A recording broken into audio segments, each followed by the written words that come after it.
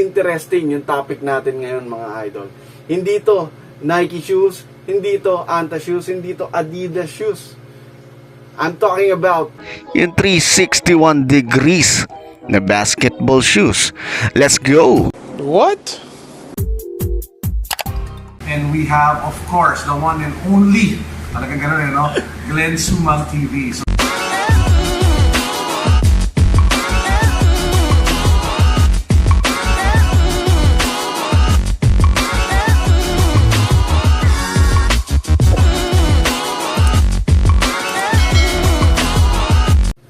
Yo!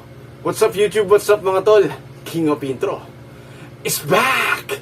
Andito na naman tayo sa isang vlog kung saan very interesting yung topic natin ngayon mga idol. Hindi to Nike shoes, hindi to Anta shoes, hindi to Adidas shoes.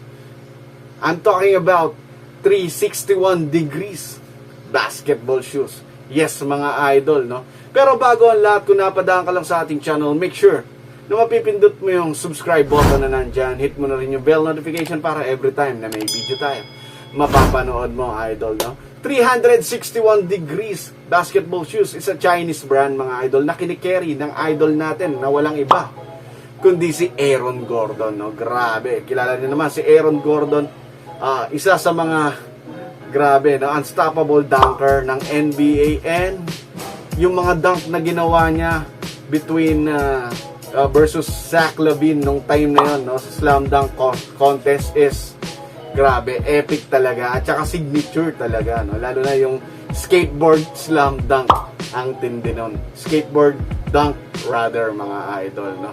Pero kung ako tatanungin mo, para sa akin that time, mas gusto ko sanang nanalo si Aaron Gordon dahil grabe yung mga moves, yung mga dunk niya is may flair, may style, yung elevation, yun, no?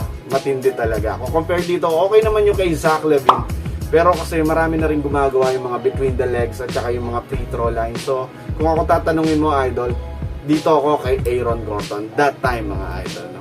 Tindi. Ang tindi ng mga ginawa niya. And bago tayo mag-umpisa, mga idol, mag-shoutout lang muna ako. Maraming salamat kay Sir Michael Busquila, yan, ng AFP Army. Yan, bumili sila ng sapatos sa atin. Pakita ko lang saglit yung clip bago tayo mag-proceed sa ating pinaka-vlog mga idol, no? Tara, pasok, check muna natin. Ito, Mga solid subscribers natin yan. ayun, no, nandito na si boss. Hello boss, ito na yung sapatos, oh. Yun, si Sir Busquila. Yan, mga sundalo, saludo tayo dyan. Thank you boss, ha. thank you. Gusto bumili ng sapatos yan, dito na kayo kumuha, legit. Yun, boss, baka may gusto ko lang i-shoutout. Ito, okay na yun. Okay na. Shoutout na lang sa mga katropa natin doon, no? Salamat, idol. Salamat, thank you. Idol. So yun mga idol, no? Maraming salamat Boss Michael sa pagdayo sa akin dito at bumili ng mga pares ng ating mga legit na basketball shoes, syempre. So ito na, ready na ba kayo mga idol? Check na natin, wala akong pares dito ng basketball shoes na 361 degrees, pero may nakita tayo, no? Nakita natin to sa Olympic Village, and shoutout sa mga Olympic Village staff, napakababait at very accommodating. Tara, check na natin yung video at reviewin natin. Tignan natin yung materials at physical appearance ng basketball shoes na to. Let's do this! Mga idol, andito tayo ngayon sa Olympic Village, Glorieta, Makati, and check natin yung 361 degrees na basketball shoes. Let's go! Eto mga idol, mag-umpisa tayo dito sa colorway na to. Grabe, ang angas, no? Black combination na parang black cement din, and naka-sale lahat yan. Take note, naka-sale mga idol, less 20% off, and nakikita nyo yung outsole, ang angas, no? Nagugustuhan ko yung design nito kasi black at saka combination ng silver na parang black cement din. And the other colorway nito, kapansin-pansin nyo, is may nakalagay dyan na JF. Yan, I don't think kung ano yung JF. And then dito sa tang niya is may Chinese character. And ito, no, composed of leather and mesh materials. Yung midsole niya, grabe, ang angas. May glittering effect na naka-sale din to, ha. 3,190 pesos na lang from SRP niya mga idol. Ayan, no, yung kanyang outsole. Different colorway naman to, black and white combination with glittering effect sa kanyang midsole. Angas, no? Astig, syempre. And check natin yung other colorway. Ito grabe, very unique yung kanyang style. And mapapansin nyo meron number 3 doon, no, sa may kanyang sa may side. And then ito, gray combination of purple yung colorway. Yung midsole na may glittering effect pa rin, or tricolor rather. 3,190 pesos, no, pare-parehas, less 20% off. Ito medyo may pagka high cut. Grabe, no. Yung kanyang outsole halos pare-parehas din. Nakikita nyo, idol, napaka-solid pala na tong Chinese brand na 361 degrees. Grabe, angas, tol, no? So ito, check pa natin, naka-less 20% off. Ito yung isa sa mga nagugustuhan ko rin. Almost triple black siya, mga idol. And kung napapansin nyo yung midsole niya na may pagka-tricolorway. And this is yun, bounce tech na to, no? So napakalambot niyan kapag pinipisil ko, idol. Yan, B-roll natin. Simple, almost triple black with a Chinese character sa kanyang tang. Yan yung kanyang sock liner at insole. And yung outsole, grabe, icy sole na tricolor lang naman, no? And zigzag pattern, naka-sale din to, Yan, 3,190. Yun, astig, no? Sarap sigurong ipanlaro talaga na itong mga to. Siyempre, no? Isipin mo, carry ni Aaron Gordon yan, idol. And ito yung other colorway. Yung black, purple, and white combination. Ito kung mapapansin nyo, medyo may pagka-leather yung kanyang materials at yung kanyang mga holes. Ayan. Siguradong ang ganda ng airflow, breathing nitong sapatos na to, no? Ayan, yung midsole niya is, kung mapapansin nyo, pare-parehas na meron glittering effect na with tricolor colorway, idol. Yan, yung kanyang lace, kanyang outsole, icy sole na purple, or rather multicolor way. Napakakapit nito, I'm pretty sure, mga idol. Ito, isa sa mga color niya naman is yung white combination of silver na parang black cement din. Yung kung mapapansin nyo yung outsole niya, no, pare-parehas na zigzag pattern. And then ito yung breathable na holes dito sa kanyang skin, or rather sa kanyang mga mid part section to toe box. Yan, so maganda yung airflow ng sapatos na to, idol. I'm pretty sure. Yan, meron na mga Chinese character na nasa kanyang tang. Hindi ko alam kung ano yung meaning nun. And other colorway, ito yung black, parang vintage to, no? Black, blue, orange combination na naka-print pa yung 361 degrees. Mga parang panahon pa to ni mga style nito, Patrick Ewing, parang mga ganon, no? Joke lang, modern na tayo ngayon, mga idol.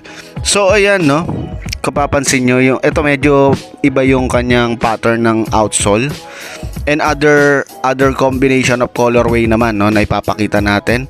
Ito yung black, white, orange. Astig din to, panalo. Medyo may pagka-vintage yung design style, pero ayos na ayos. Yung kanyang outsole, yan, parang multi-directional pattern.